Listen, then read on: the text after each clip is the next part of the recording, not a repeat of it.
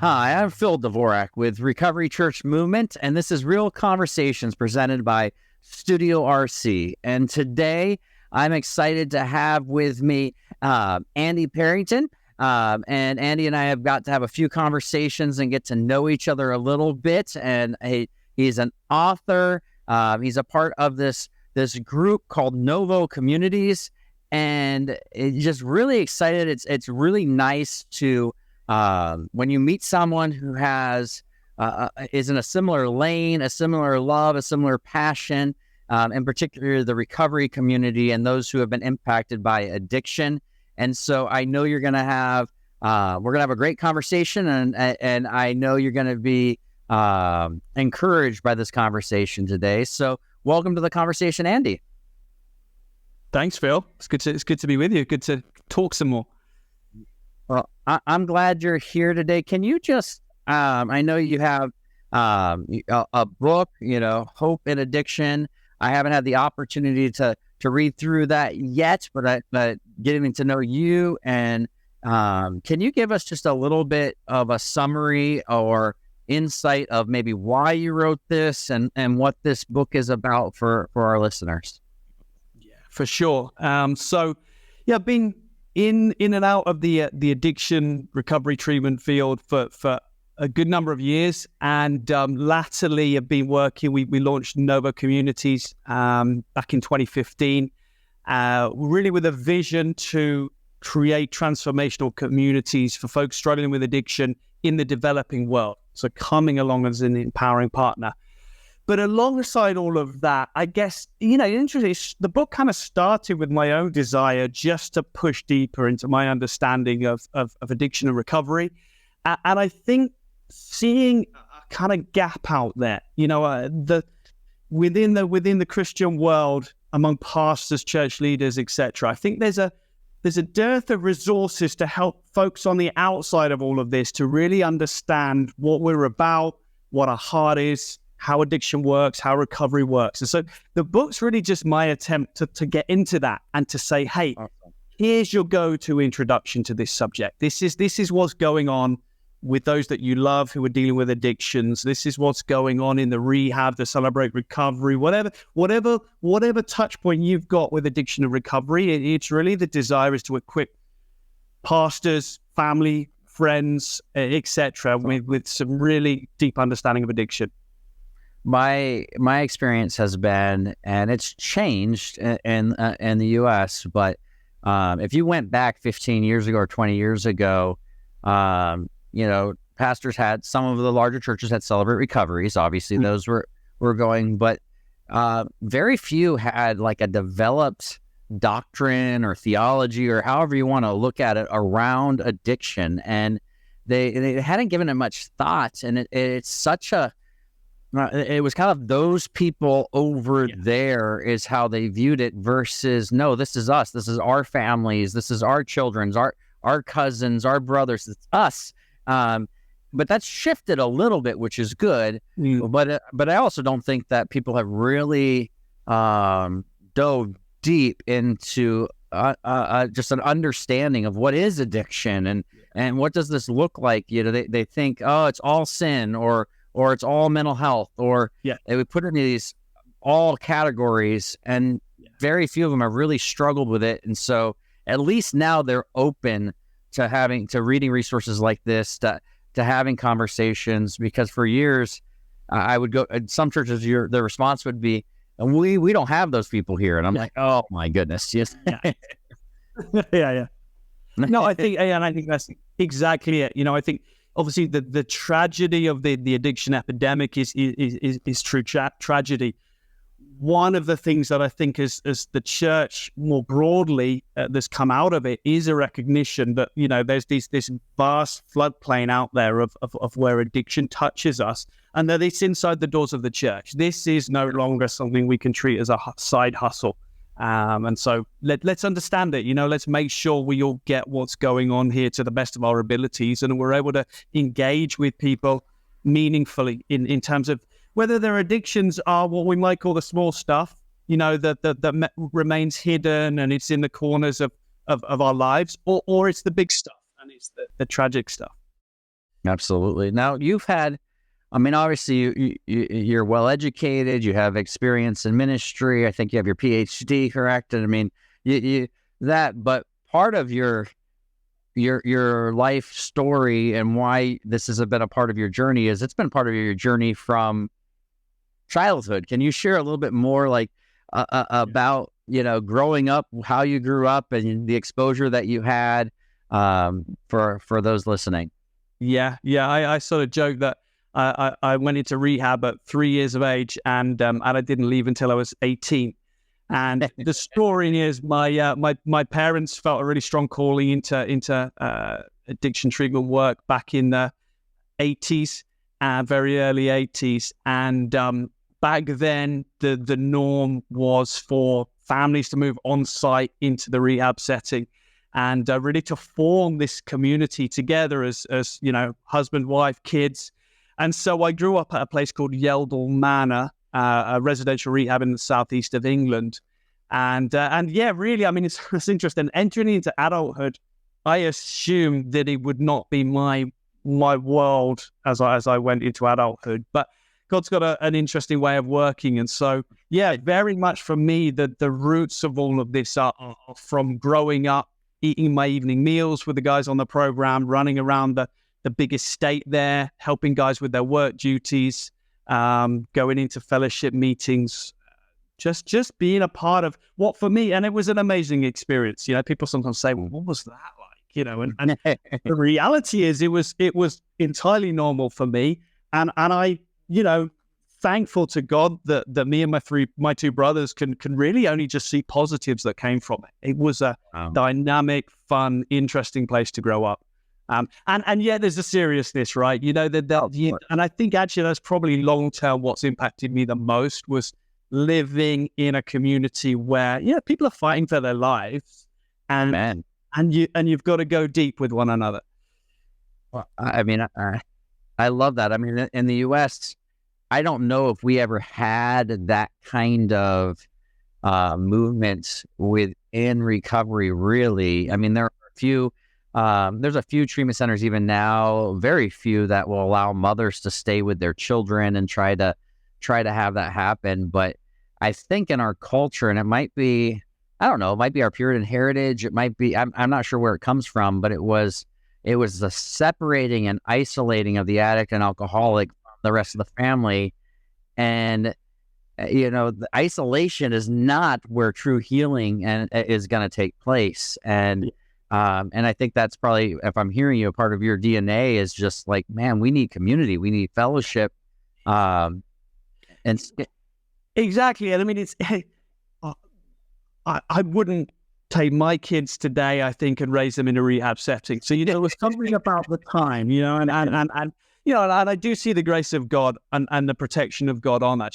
There was a lot from a safeguarding perspective that was, today we probably wouldn't want to affirm, but in what was then much more of an intimate, small family scale community that evolved then into a professional, much more structured program, really under my dad's leadership, and credit to him for that. But yeah, there was something, and you talk to the guys who did the program back then, us kids running around, the trust that they were given, guys would come and babysit for me of an evening when my parents went out to stuff. I would go off with the guys to the sports center on a Wednesday. It was always leisure center on a Wednesday. I'd often go off with the guys. And I think that trust and that sense of really rich, dynamic community. I remember we'd sit and have our evening meals with the guys. And of course, there were good conversations. There were frustrating moments. There's all sorts of challenges to that and raising your kids in that. But I remember really clearly one moment where my mum was absolutely central. She, one of our ex-residents had returned absolutely wrecked, bad place, and had found a baseball bat which he'd sort of discovered in the sports closet round on the corner of the property, and was basically stood in the car park wielding his baseball bat. Was flipping off, And the reality is stuff like that didn't happen very often. I don't have many memories like this, but it's funny. There's there's him and there's a circle, a horseshoe of people gradually forming, trying to work out what to do. was actually my mom who just walked up to him really calmly and just said, "Wilf, give me the baseball bat," and gave her the baseball bat, and that was that. But just an image of the power of this kind of intimate community, which is so challenging. I look back to my days working in the treatment world, which I'm obviously a different season now, but I love part of it. It was, I mean, the desperation, we've tried everything, and please, and then the tension of people who don't want to be there and get the gotta goes, and they just all but I don't know. There's just a beauty in it that's hard to explain to those who haven't experienced the intensity, because there's nothing quite as intense of an environment as the transparency that happens in the rooms of recovery as well. But wait a minute, you're openly sharing, you're openly going to tell this in front of this group of people. And we don't always get that in the church. We don't always get that level of vulnerability and transparency. I think we were taught to put on the smile and, just kind of go. And recovery teaches the opposite of that in a lot of ways. Yeah, no, absolutely. I missed that experience and actually, so subsequently I found myself after years disconnected from Yeldall Manor, and my dad had long since left the organization. I found myself leading the work of Yeldall myself for a number of years, and I miss it like crazy. The reality is, it's everything what we're doing now, we feel called to it. We're seeing the strategic significance of it, but the richness of the relationships you're talking about and the privilege, I think, really of just being in the trenches with people is immense. And as you sort of say, how do you then create something of that in the wider church setting? And I think that's the real challenge for us, because there is something about fighting for your life, being at the end of yourself, being broken and hurting and having reached that rock bottom place, which is just incredibly hard to manufacture without that felt experience and that experience of real brokenness. And I call it sometimes the rich man syndrome, like the rich man in the Bible, not that or rich necessarily, but where Jesus says to him, he goes, what must I do? I've done it. Well, go sell your belongings, give them to the poor, and come. And he couldn't do it.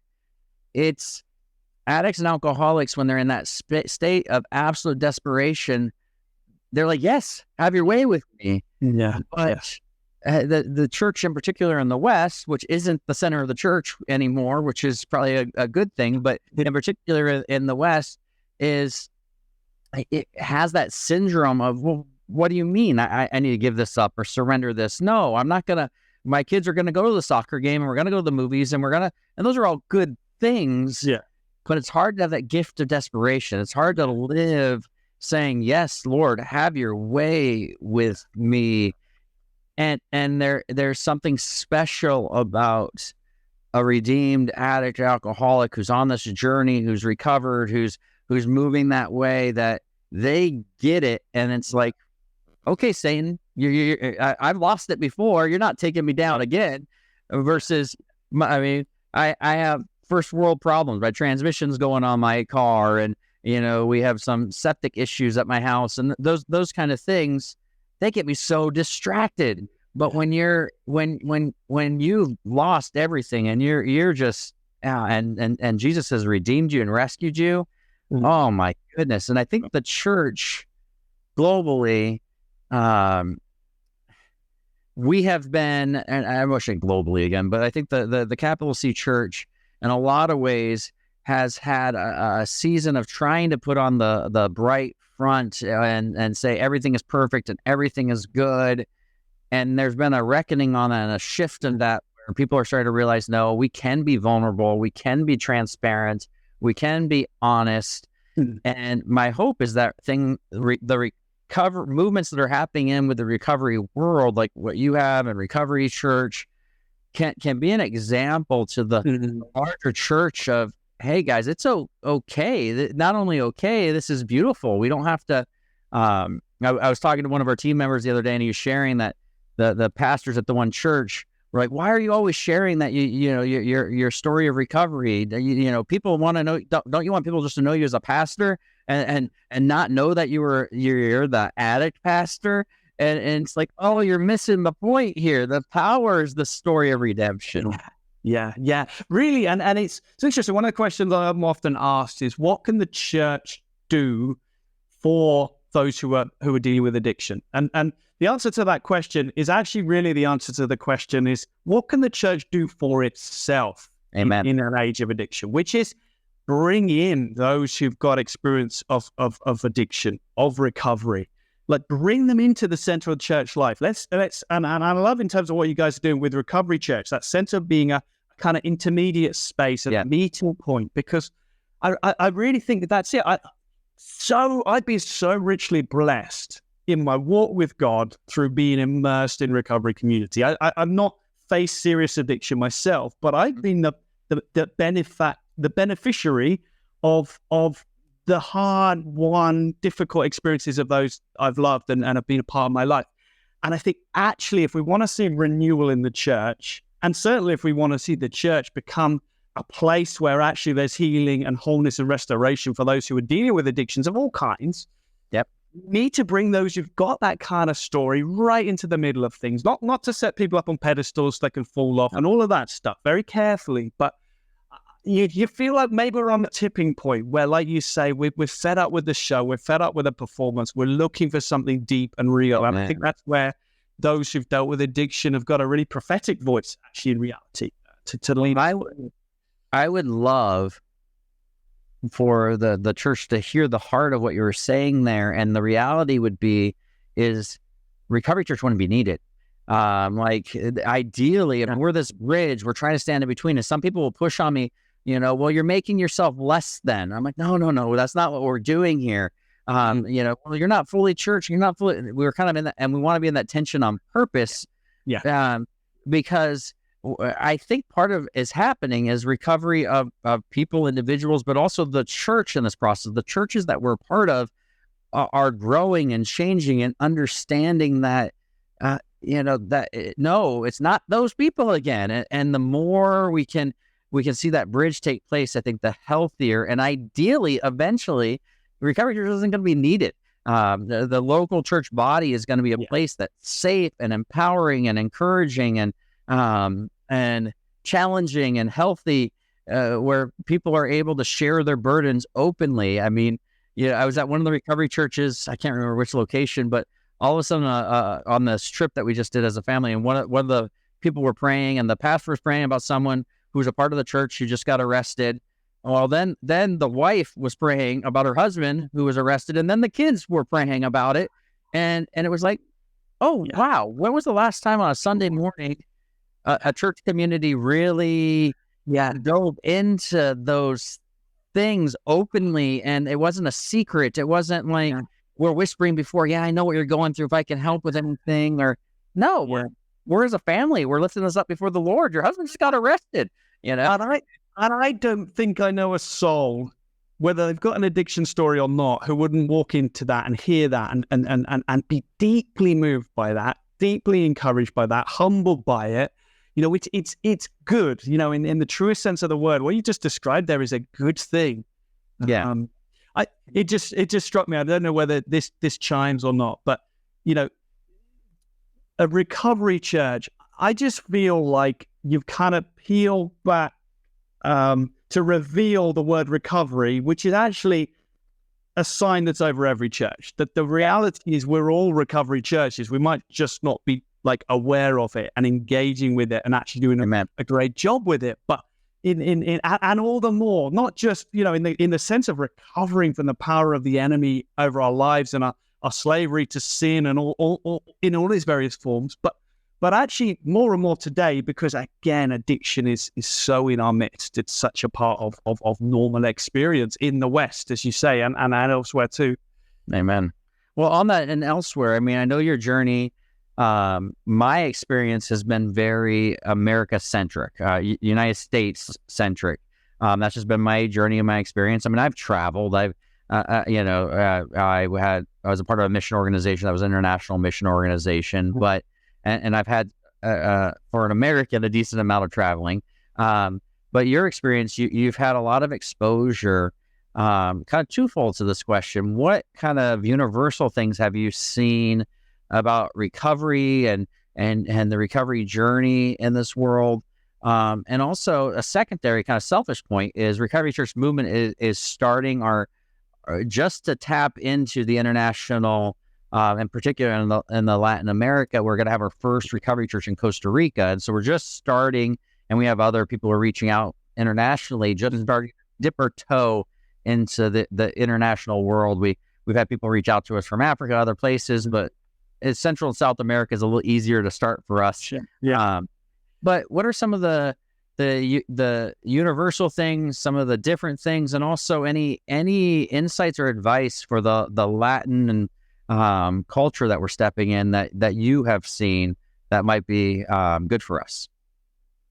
Yeah, I mean, I'm convinced addiction is the same deal world over. You know, I agree. The substances change, the precise way it impacts changes. It's really interesting in places where social services and all of that, the whole treatment, I guess, structure is less developed. Addiction definitely develops in different ways, but underneath it, it's still this question of why the pain, you know, what problem is this solving? And then creating the secure places and addressing the underlying issues so someone can find freedom. It's all the same. And I think there's an encouragement for us in that. You know, again, there are different elements. I think, you know, disconnection and isolation are key drivers for addiction. The epidemics we're seeing in Europe and in the States, that's not always the same issue. You know, for somebody who grows up on the streets, it might be, but even there's a real sense of tribe. But, you know, the way communities function is different. That said, things like migration from the rural areas to the cities is actually starting to see lots of people with the traditional community structures they have had being lost. Childhood trauma, immense issues all around the developing world with people growing up and just deal with all sorts of difficulties. So there's a lot of commonality to this. A lot of things are the same. In terms of advice, you know, I think shame and that idea that I can't show you who I really am, that's a real challenge. Certainly in Bolivia and Nicaragua, we've got more experience. It's really difficult. You know, it's something still, I think in many ways we're further back in these parts of the world than you are in the US in that regard. AA is a big deal here in Nicaragua in the way it wasn't in Bolivia, although it was present. So again, there's structures in place, and I think where someone comes with that appetite to do something, for me, Recovery Church Movement is a way of pushing the culture further into, let's own this, let's be honest, let's help each other. Well, I think, like, you know, even in Florida here, some of the Latin culture, which has distinctiveness, but also it's a Western, it's different too. But you know, for lack of better terms, and I don't know what's politically correct anymore to say or not, but you know, the machismo kind of there's a in the Asian culture the saving face, but they're saying that the honor shame aspect even in the Latin culture kind of has some of that almost Asian. It's the you know, for them to transparent, you know, to say openly, publicly, it's even more than the Anglo culture, and because I mean, I'll show up in Latin communities and here in South Florida, and all the gentlemen are sitting out, not all, but there's a large amount of gentlemen sitting on the front porch and 7 a.m, and they're all drinking. Culturally, that's what they do in that neighborhood, and there's a manly pride to it, and so addressing that and helping that, I can see. And the family system can kind of work to actually protect that and kind of enable that. You know, it's like, okay, well, we've got, you know, our uncle who he drinks, but we'll just kind of keep, which is something beautiful about it. You know, there's that caring that goes on that says, okay, we're going to keep looking after you, but it also can have a real enabling quality. My wife just made me think. My wife had a conversation yesterday with a friend who's working with a pastor of a church here, who it was sort of a light bulb moment. This idea that even as the pastor, it's okay to admit that I'm struggling. You know, not with anything in particular, but that idea that my job isn't to be the perfect example and to be able to let down the guard. But the mentality she'd had was like, I've got to be the perfect example. I can't show any sign of weakness. I'm to model. And I think that just sort of speaks to something, again, of the cultural differences. And of course, requires that the church change as well as those who lead the church. He has to facilitate that honesty and reality. Yeah. A good friend of mine, Pastor Mike, he's been a minister for, I don't know, more years than I've been alive. Lifelong senior pastor, large churches, small churches. And he goes, well, he loves teaching at Recovery Church because the main difference is when he shows up at Recovery Church versus at a Sunday morning, he spends most of his time trying to convince people that they're not good enough, that their lives aren't perfect enough, but at Recovery Church, everyone already knows they're broken, and now he gets to restore hope and show them the gospel, versus allowing people realizing their depravity and so we put on the front on Sunday mornings a lot of times that everything has to be perfect, and just having that transparency and that openness and that honesty is just so key. One of the thoughts I wanted to hear more of is, can you just give me some insights to what is Novo Communities? Like, what does that look like? What is it that you guys do? What are you trying to create? What movement and trajectory are you guys going? Yeah. So I was working at Yeldor, well-established program there, and just felt God stirring back to the previous experience I'd had in Bolivia, leading an international church down there.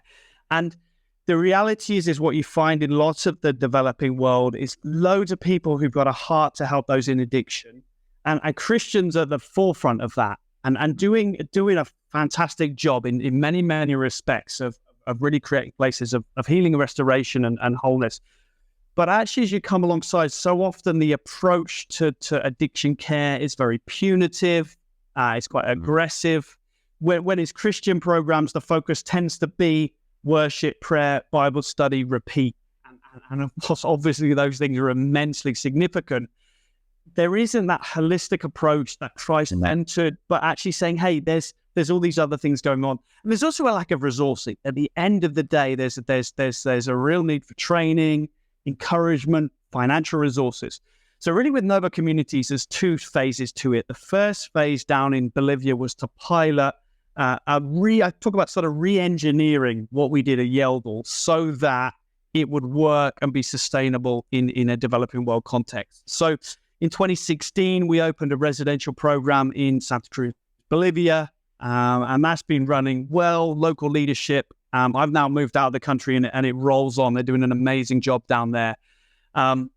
That's phase one, piloting. And really, at this point, what we're saying is, how can we come alongside those elsewhere who are wanting to either start something or who are wanting to develop something? So perhaps they're taking some addicts into their home. Perhaps the church has started a program, but actually they're saying, we need tools. We need program, we need training, we need equipping to do this well. So that's really the mode we're in now. That's why we as a family are in Nicaragua. And really just at the moment, we've got conversations with folks in Ecuador, in South Africa, here in Nicaragua, and just really looking to God to lead us forward in all of that. Oh, wonderful. And so just creating a comprehensive community. And so it's not just clinical. It's not just spiritual. It's not just, biblical. It's not just, it's like, hey, let's look at the whole system of what's going on here, from finances to mental health to everything. And let's try to bring that together as a healthy community would, but around those people who have been impacted by addiction.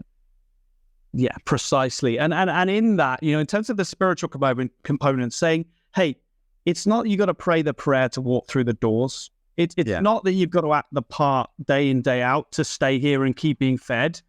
we're going to create this loving, caring environment where we're going to church every Sunday, and we've got Bible study in the community, and the staff are all faith, spirit-filled people. But actually, we want you to know that you're loved, you're cared for, and actually, we want people to find their own faith and to explore that for themselves.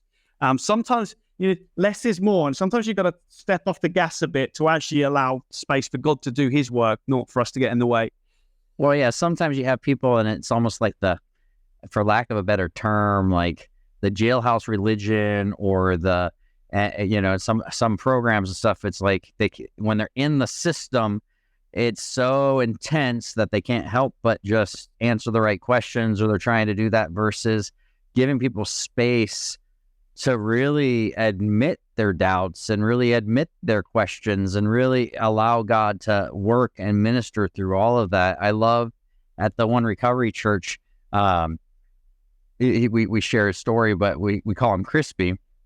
Crispy came in, an atheist, wanted nothing to do with God, wanted nothing to do with us, but we loved him, and we let him just come with us and serve and be a part of the community, and now you can't shut him up about Jesus, and so, but it wasn't the day he arrived, say the prayer, go through this class. It was, no, we're on a journey together. And yeah, no, I understand. You had some trauma, you had some things, there's some doubts, there's some questions, there's some anger at God here that we need to walk through. So let's let you walk through that. You put your fist up at God. He's a big boy, he can handle it, and see how he responds to you. And let's walk through this so you can get some honest resolution to the problems and the questions that you have. This is it, right? I visited rehabs where you literally have to pray a prayer of repentance to come through the front door, and you think that doesn't open the heart of someone, doesn't create a context for genuine encounter with God and change. Equally, rehabs where the doors are so tightly closed. You're locked up. You're not allowed to leave. The police will bring you back if you leave, all that stuff. Again, it's kind of trying to come in and say, hey, maybe we'll see fewer program completions if we depart from that approach. But if we want to see people really grow, we need to. I had a colleague who talked about giving people enough rope to trip themselves up, but not to hang themselves. And it's that idea, right? It's like, hey, we'll let's have a phase structure that allows people to develop their recovery muscles, to face down the enemy, to face the challenges. And yeah, we're gonna have a more complicated, messy experience as a result of that. But some of those insights and some of those things I think we take for granted, we just understand them to be part of how this works, actually aren't there in much of the world. And actually one of the great things the West has got to share with the worldwide church is know-how, experience, hard-won wisdom in the area of recovery. There's a real dearth of wisdom and understanding around it. Well, like the center of the church obviously has moved more and more Asia, more and more, in the, and it's going to be important for us to start to understand, culturally, how does recovery translate into these cultures? I had someone reach out to us. I'm trying to remember which nation it was, but it was a Muslim nation.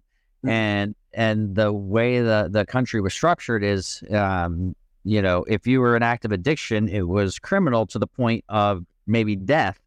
And so confessing that you're an alcoholic was going to be a very difficult thing in that culture. And so we were talking about recovery church, how would that be structured there? What encouragement and recommendations would we have to do a little differently because of that context, but still not lose the heart and the center of really allowing God to speak the truth into the deep crevices of this pain, and not allow denial to come in. And, I'm a normie, I'm fine, I can drink, and I'm gonna be okay. And sometimes the church can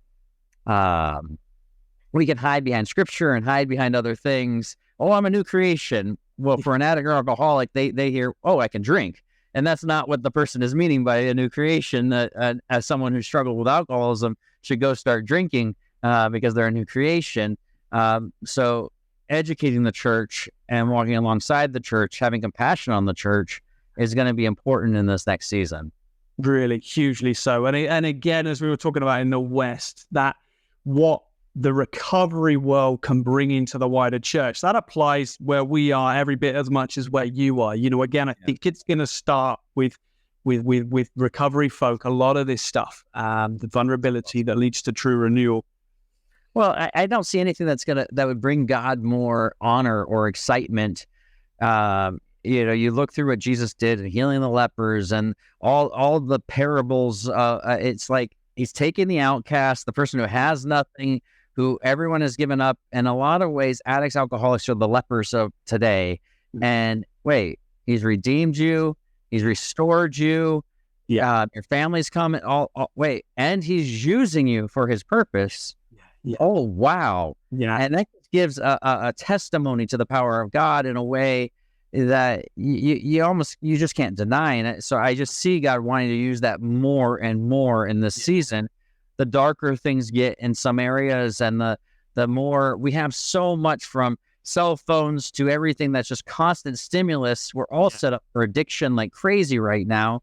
And we have to be, the second, you don't have a soda in your hand or food in your hand or AC that's working. We want to be comfortable and satisfied, and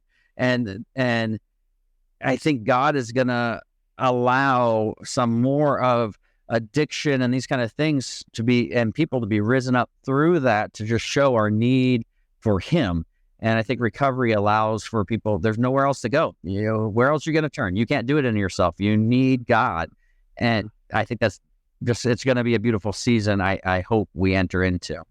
Yeah, no, I agree. And I talk a bit towards the end of the book. I'm engaged with a guy called Ken Dunnington, who sort of talked a lot around AA and how we can't replicate AA in the church, and just steps back and looks at the idea of as the addict as the unwitting prophet, really speaking to the church at large. But he makes a really good point, which I share, is really around there's two questions. It's kind of, how do we become the kind of church that the age of addiction needs? Recovery, promoting, addiction preventing. How do we get there? And that's almost the easy part. The hard part is, do we want to go there?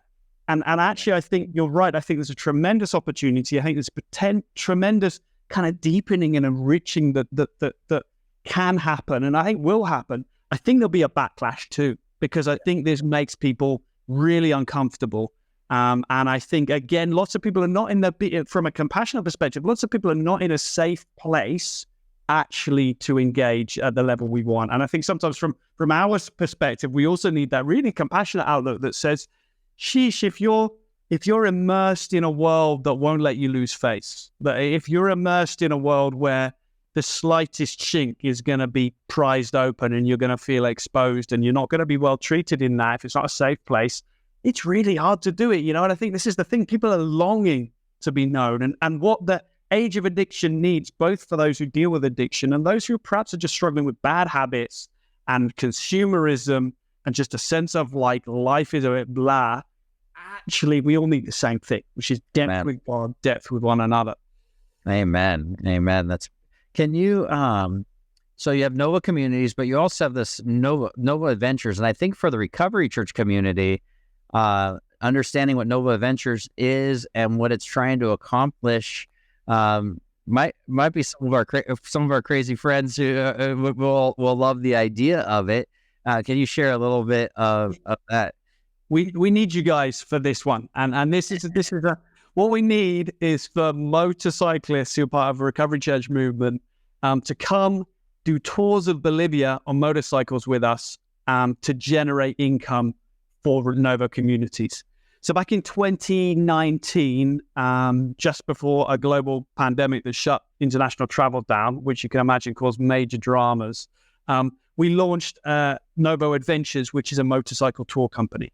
So if you want to explore just an incredibly diverse terrain, diverse culture, Bolivia is the place to do it. It's got the largest salt flats in the world, all sorts of just beautiful stuff there. So we basically run these tours, super reasonably priced, to generate money for the ministry. So yeah, genuinely, we could absolutely use right now guys saying, hey, I want to come on a tour. Can I bring a group of friends?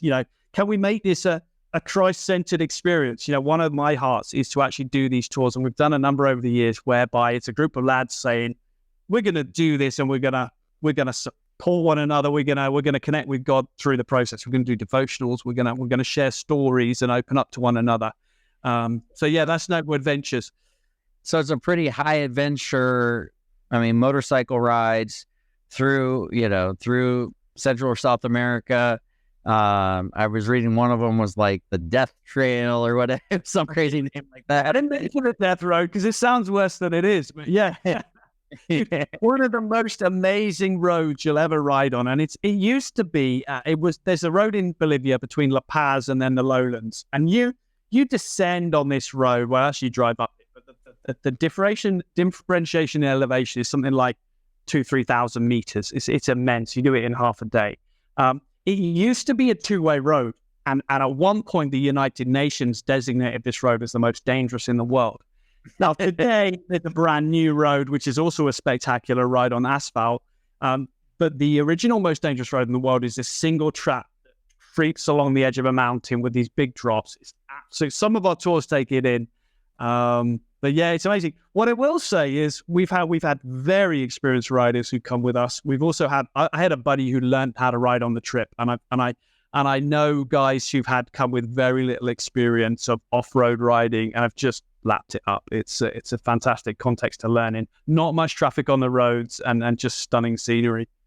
And so the funds from that are used then for developing the Novo Communities and supporting the mission that you guys are working on. So not only do they get to go have a good adventure, it actually is supporting what the ministry that you guys are doing. 100%, exactly. All the profits go to that.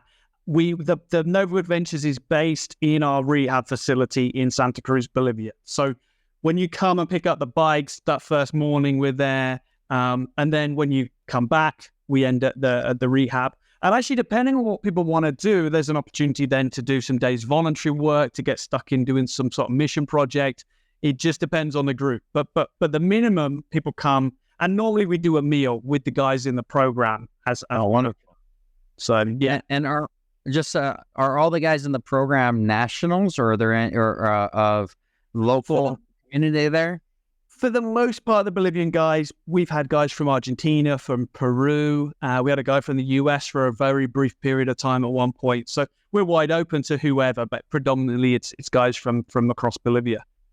So how would people find out more about the adventures, about communities?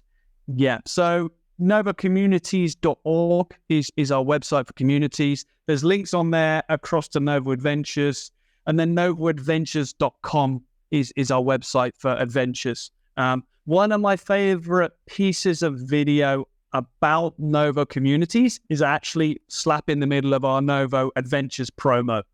We do the whole kind of come and see this, and it's amazing, it's beautiful. And then we zero in the middle to what's going on in Novo Community. And there's just some special people I really care about who are featured in that middle section. And I just think it really captures. So yeah, if folks are going to do one thing after this to just sort of explore a bit more what we're about, I'd love for them to go to Novo Adventures and watch the Adventures video, because it will give them that viewpoint into the recovery community there.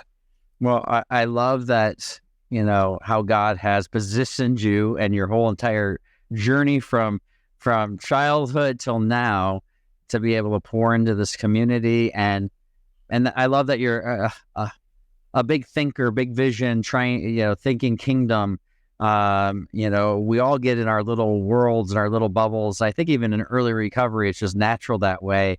And we just forget how big God's kingdom is and what he's doing and what we play a part in.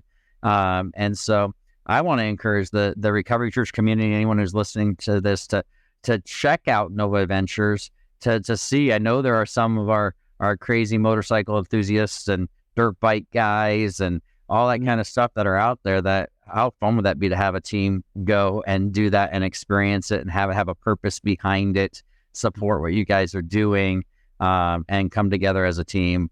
I think it would be great. I think it would be exciting. And so, on your book, Hope and Addiction, on Amazon and all the normal places, or? Yeah, it's all that. on Amazon. That's the go-to.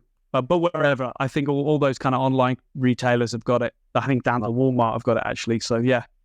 And what would you say the primary like target like audience like for the book would be? Who's going to get the most impact out of reading this, you think? I think those who love someone with an addiction, those who are wanting to sort of get more in terms of understanding their own addiction and how it relates to the church as a whole. I think pastors who get that this is a thing they need to understand. Folks who counsel. It's really, the idea is it's like, and there's tons of stories in there, tons of research, scripture, and just a real kind of heart to help people understand. But those would be the key kind of categories. Awesome. Well, who knows? Maybe we'll have a recovery church in Bolivia and Nicaragua. I can't say that word, but Can I? Soon, and maybe some of your guys from Novo Community might want to start a recovery church, and we'll start to explore that adventure. But either way, what I love is we are part of the kingdom, and we want to see people fall in love with Jesus and have a path of recovery, live sane, sober, abundant lives, and I'm excited when I meet people like you and we share the same or similar visions, and we can focus on the kingdom and just be like, come on, guys, let's do this. There's people dying without knowing Jesus. Let's find ways to help. Let's find ways to support and encourage one another. And so I just want to thank you for taking some time to have this conversation. And I hope we continue to get to know each other more, and we'll see what God does and how we can partner together. Bro, thanks, Phil. No, it's an absolute pleasure. I'm looking forward to coming up to a recovery church or two at some point and just seeing for myself what's going on. It's these connections are so encouraging and so inspiring. So yeah, absolutely. You let me know when you're coming stateside, and we'll connect and we'll grab a coffee or dinner or something and go to an RC together. So, well, thank you, brother. Those of you who are listening, I just want to thank you for listening, and God bless, and stay sober.